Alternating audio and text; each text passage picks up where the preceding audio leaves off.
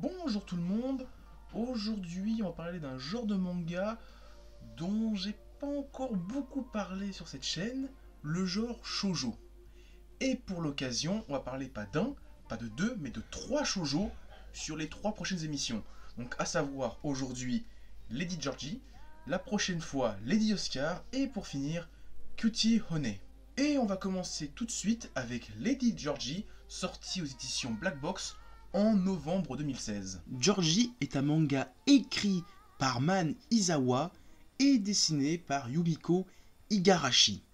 La série a débuté en 1983 et compte 5 tomes au Japon et 4 tomes en France. Et, la même année, la série a eu le droit à une adaptation de 45 épisodes.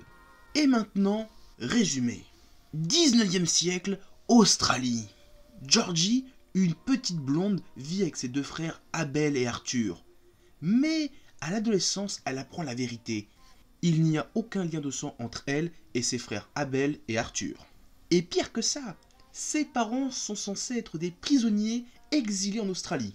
Le seul souvenir de ses parents est un bracelet en or qui va amener Georgie à quitter son île, l'Australie, pour une autre île, l'Angleterre. Le tout sous fond de triangle amoureux. Donc maintenant vous connaissez un petit peu l'univers de Lady Georgie ou Georgie en France. On va parler de son auteur, enfin en tout cas de la dessinatrice, c'est quand même elle la plus célèbre dans le duo, car elle a déjà écrit Candy. Ouais, c'est pas rien. Alors, qui c'est Yumiko Igarashi? Bon bah déjà, c'est la maman de Candy, ou Candy Candy au Japon. Donc, rien que ça déjà, c'est balèze. Elle a écrit 2 putains de shoujo. Mais avant d'écrire tous ces shoujo, Yumiko Igarashi, c'est surtout une fan d'Osamu Tezuka. Et oui, encore lui. Et de Shotaro Ishinomori. Et oui, encore lui. Et elle va beaucoup s'inspirer de ces deux grands auteurs pour commencer à dessiner. Alors, comme je l'ai dit il y a quelques instants, Yumiko Igarashi, c'est la maman de Candy, qu'elle a co-créée avec Kyoko Mizuki, et avec qui elle s'est un petit peu embrouillée pour les droits d'auteur de la série. Une si forte embrouille que Yumiko Igarashi décide de continuer sa carrière en solo et de ne rien faire de fou pendant 7 ans. Jusqu'à l'arrivée de Georgie, écrit par Man Izawa. Et alors là, nouveau succès avec un dessin animé. Et là, vous allez rire, les auteurs se brouillent à nouveau pour les droits d'auteur. D'après Yumiko Igarashi, elle aurait écrit les grandes lignes de Candy et de Georgie. Et c'est Kyoko Mizuki et Man Izawa qui auraient écrit la mise en scène des mangas, d'après l'auteur elle-même en 2013. Après ça, Yumiko Igarashi décide de travailler en solo, en adaptant des œuvres littéraires comme Heidi, Madame de Bovary, Roméo et Juliette, etc. etc. Oui, avec tout ce que je vous ai dit sur Yumiko Igarashi, vous vous dites mais c'est quoi cette femme C'est vraiment une sale tordue. Elle lâche pas l'affaire, c'est une femme forte, un petit peu comme toutes les héroïnes. C'est un petit peu une de ses grandes qualités qu'elle arrive à retransmettre dans ses mangas. Et on va parler de sûrement l'un de ses plus connus en France, avec Candy, Lady Georgie. Tout d'abord, parlons des dessins. Et là, c'est juste du bonbon pour les yeux. Alors, certes, au niveau des personnages, c'est dans le canon de beauté des shoujo de l'époque, des très grands yeux, limite on dirait des mouches, des personnages très faibles, on va dire ça comme ça. Par contre, au niveau des arrière-plans, des décors, tout ça, vous allez pleurer. C'est super bien dessiné. C'est peut-être l'un des shoujo au niveau décor les mieux dessinés. Il y a un travail au niveau des détails, c'est un truc de ouf. Que ce soit les bateaux, les décors de l'Angleterre victorienne, ou même un petit peu l'Australie qu'on voit brièvement dans le manga, c'est juste fantastique. Moi, je vous dis un truc, quand j'ai vu ça, j'ai kiffé.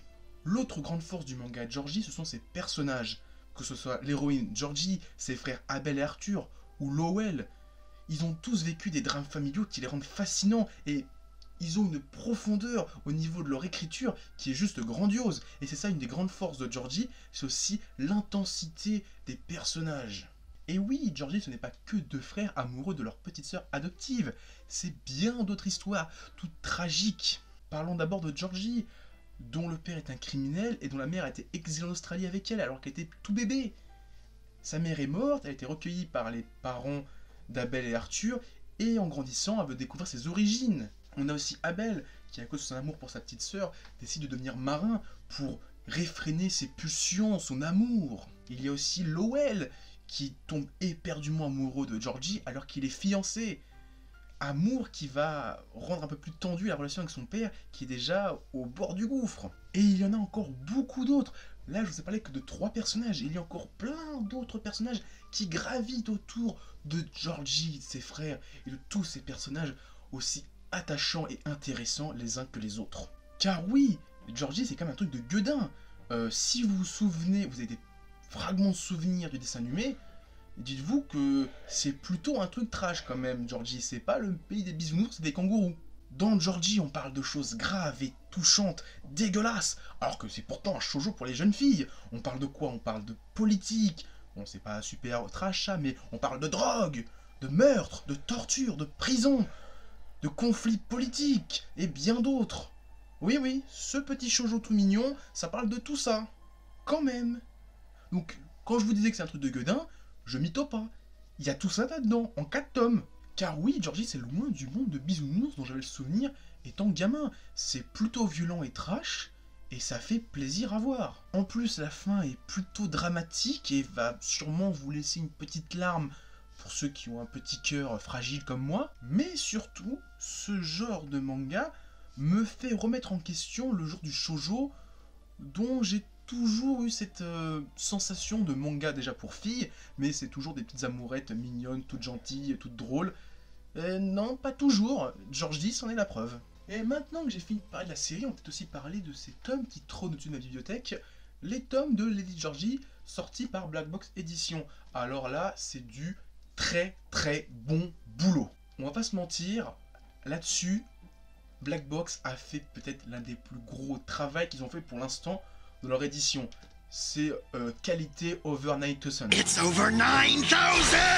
Alors cette édition, c'est 12,90€ de qualité, couverture carton, petit marque-page en tissu, des pages couleurs, des pages plus blancs que la neige.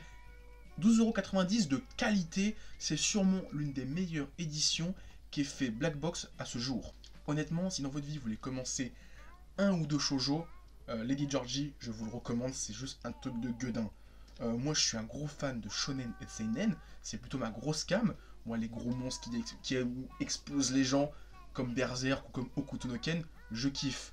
Mais de temps en temps, ce genre de petite lecture, ça fait du bien. Surtout que, putain, j'ai lu ça en un week-end, les 4 tomes. Je pensais pas autant kiffer. Tout ce qui est dans cette vidéo, c'était quand même le discours d'un homme qui aime les shonen et les seinen.